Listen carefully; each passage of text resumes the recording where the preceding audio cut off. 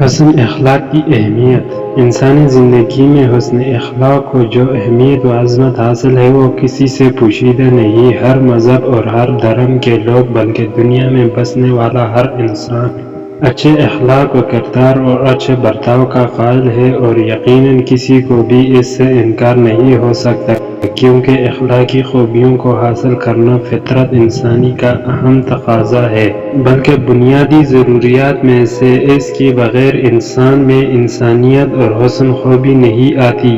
یہی عظیم اور قابل قدر جوہر ہے جس کے ذریعے معاشرے میں آپسی بھائی چارہ، اتحاد و اتفاق، پیار و محبت، عفو و درگزر، رفق و نرمی اور توافق و ہم آہنگی پیدا کی جا سکتی ہے، اور اسی طاقت کے ذریعے آپسی اختلافات و انتشار، باہمی چپقلش و رنجش، نفرت و بعد بڑی سی بڑی عداوت، دشمنی، بغض و کینہ اور ہر طرح کے تنازعات دور کیے جا سکتے ہیں۔ حسن اخلاق در حقیقت انسان کا زیور اور اس کا حسن و خوبصورتی ہے۔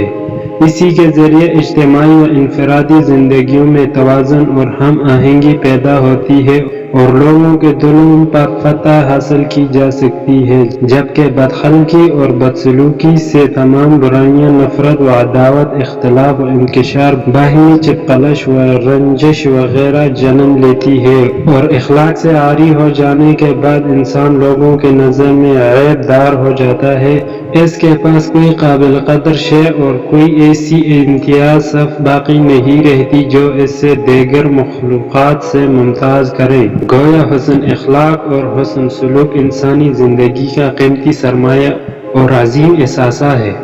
حسن اخلاق کا معنی اور اس کی حقیقت۔ آج کل لوگوں نے حسن اخلاق کے مفہوم کو بہت محدود اور خاص کر دیا ہے، اور وہ اس غلط فہمی کا شکار ہے کہ حسن اخلاق کا مطلب صرف لوگوں سے خندہ پیشانی اور بشاشت کے ساتھ ملنا، مہربانی اور شفقت کا معاملہ کرنا، مسکرا کر بات کر لینا اور ہمدردی کے الفاظ کہہ دینا، جبکہ حقیقت یہ ہے کہ اخلاق کا مفہوم بہت وسیع ہے اور اپنے اندر پوری انسانی زندگی کو سمیٹے ہوئے ہے۔ وہ صرف مذکورہ چیزوں ہی کو شامل نہیں ہے بلکہ اس کے بہت سے شعبے ہیں۔